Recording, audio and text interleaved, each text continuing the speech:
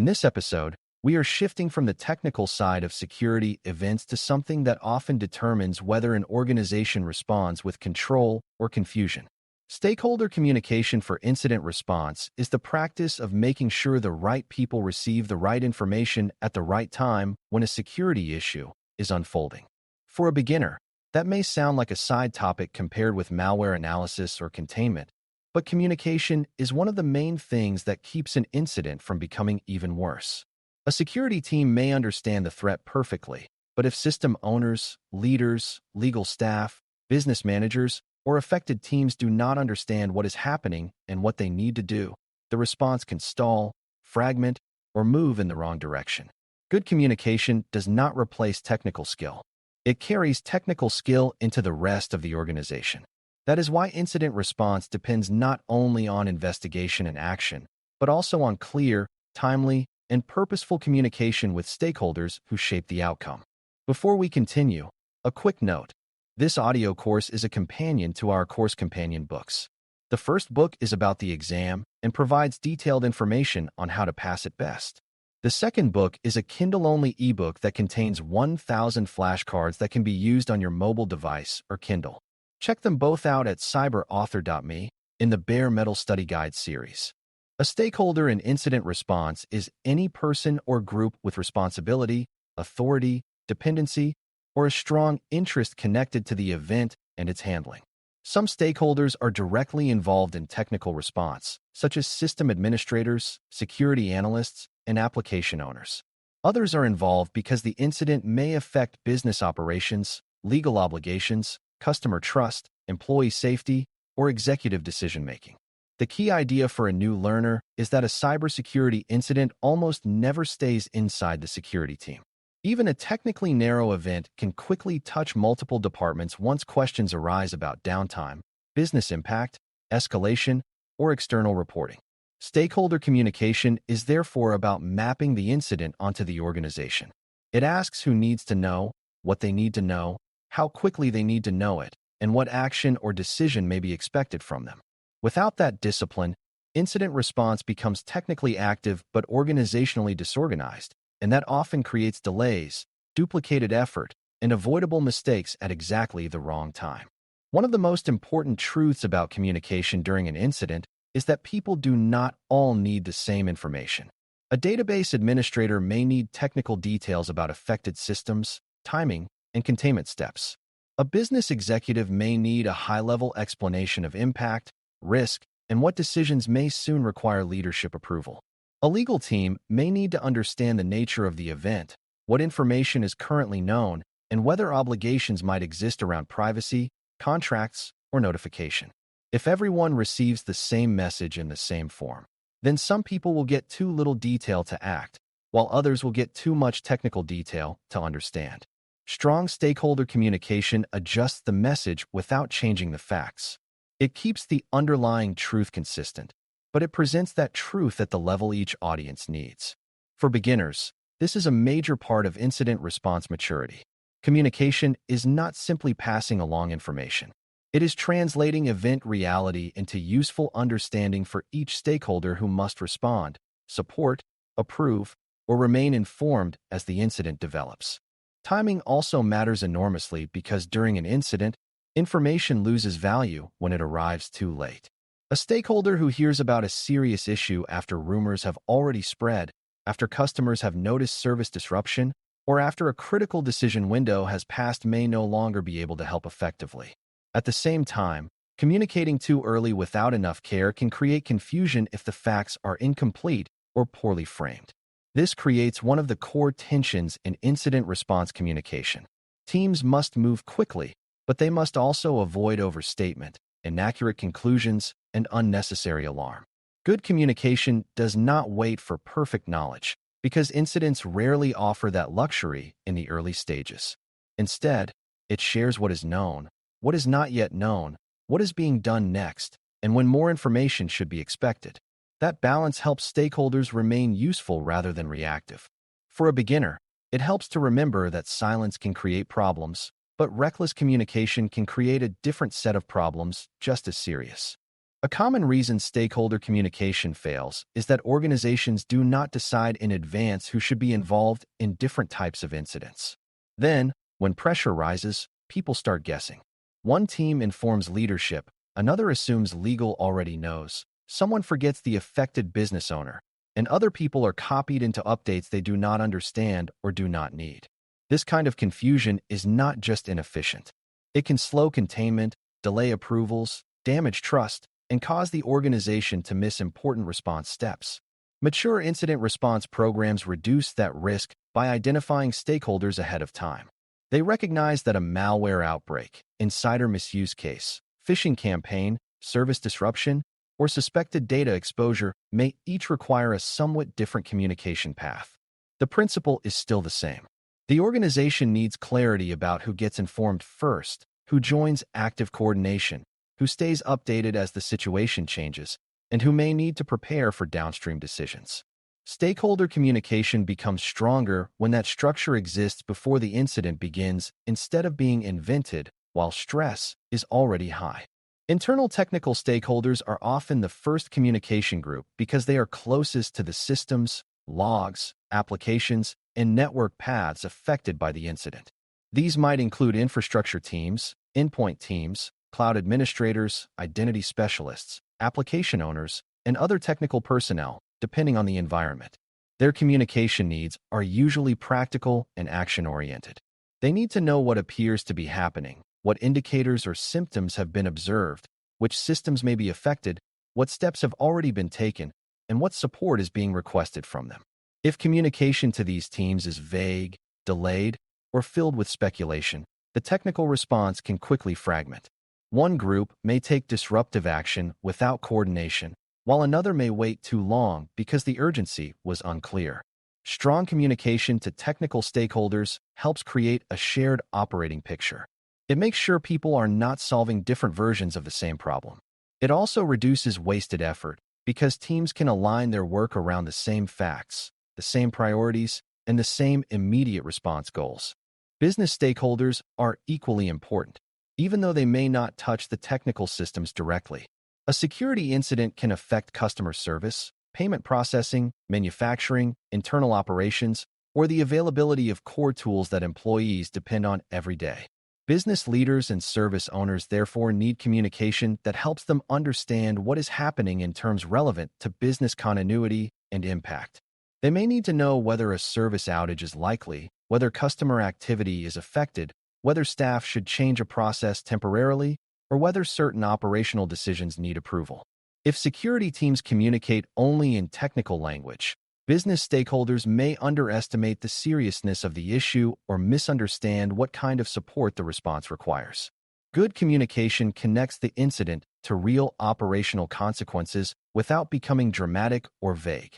It helps business leaders take appropriate action, coordinate their own teams, and avoid creating additional confusion. In many incidents, technical containment and business continuity are happening side by side, and stakeholder communication is what keeps those two efforts connected instead of pulling in different directions.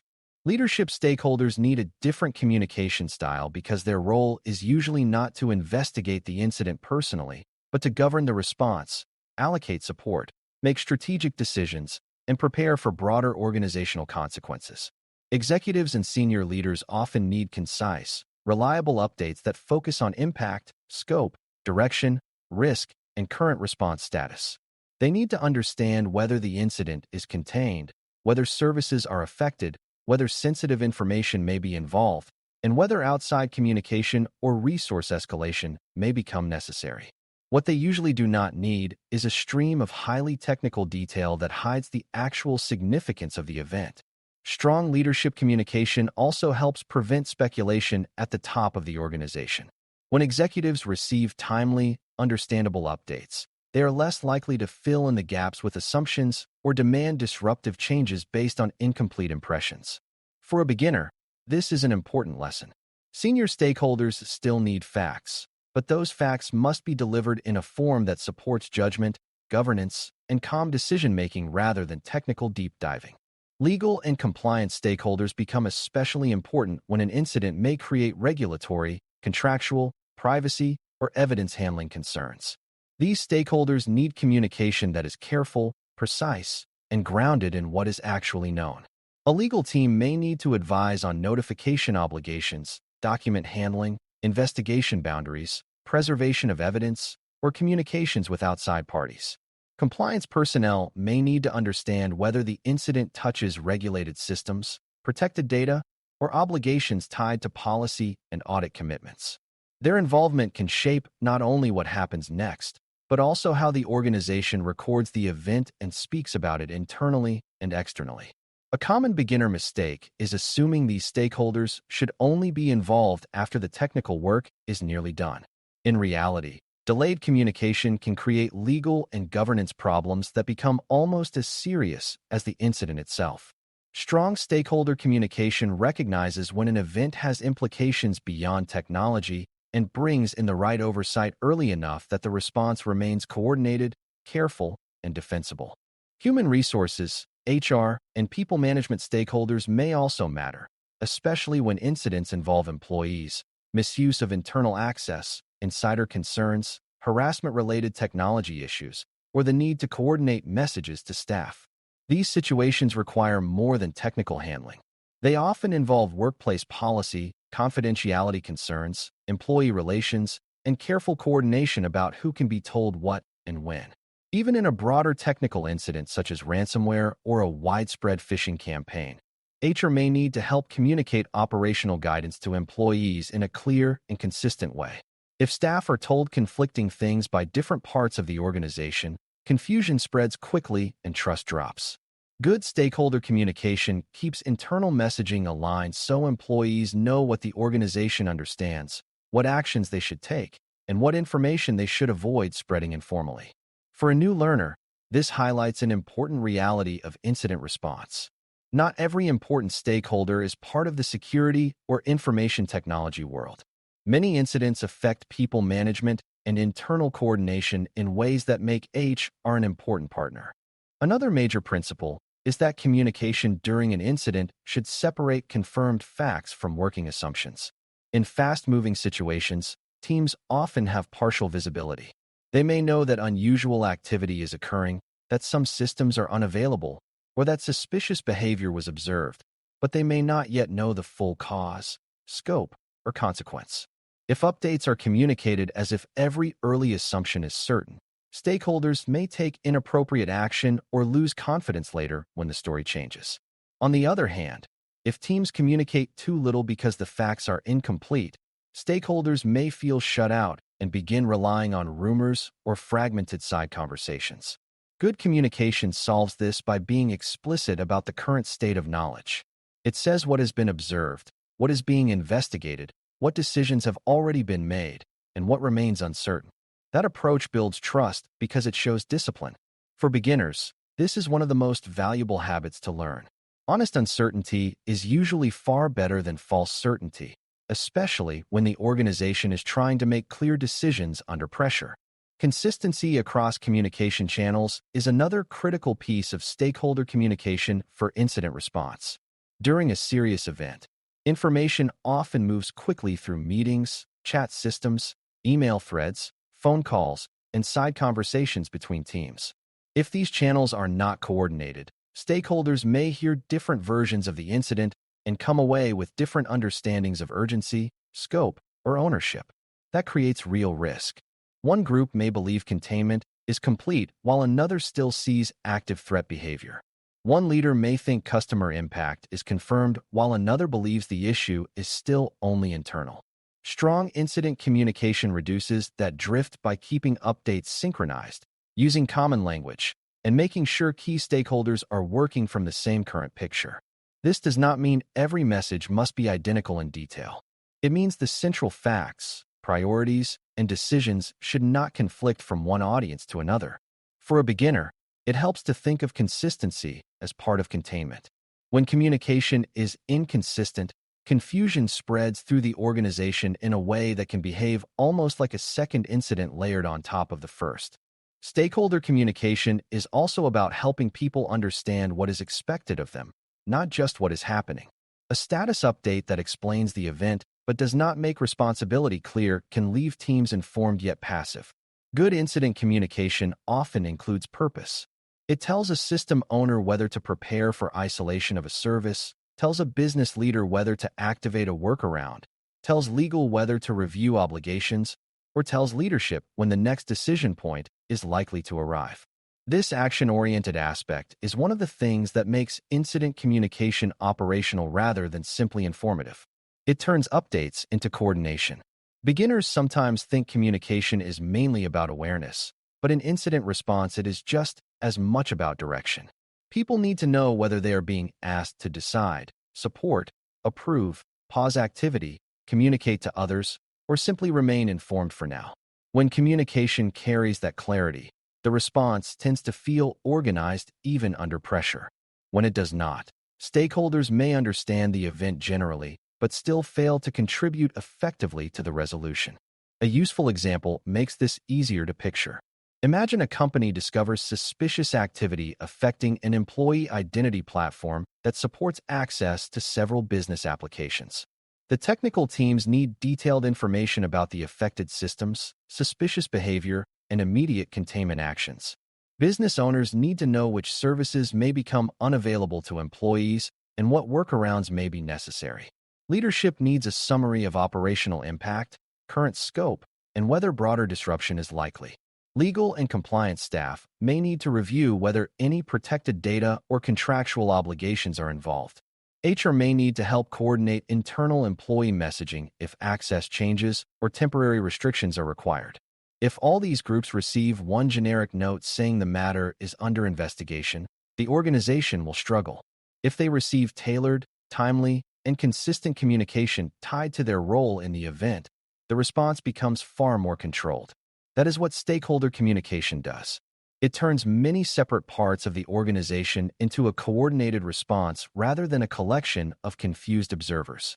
By the end of this discussion, the main takeaway is that stakeholder communication for incident response is not a side activity that happens after the technical work begins.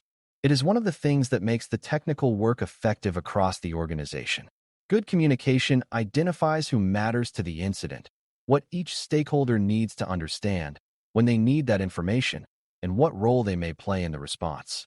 It helps technical teams align, business leaders protect operations, executives govern calmly, legal and compliance teams address obligations, and internal support functions keep people informed in a controlled way. It also reduces rumor, prevents contradictory messages, and helps the organization act with coordination instead of panic. For a new CySA Plus learner, the mindset to keep is simple but important. A security incident is not only a technology event, it is an organizational event. Stakeholder communication is the mechanism that connects the technical reality of the incident to the people who must respond, decide, support, and lead until the situation is contained and understood.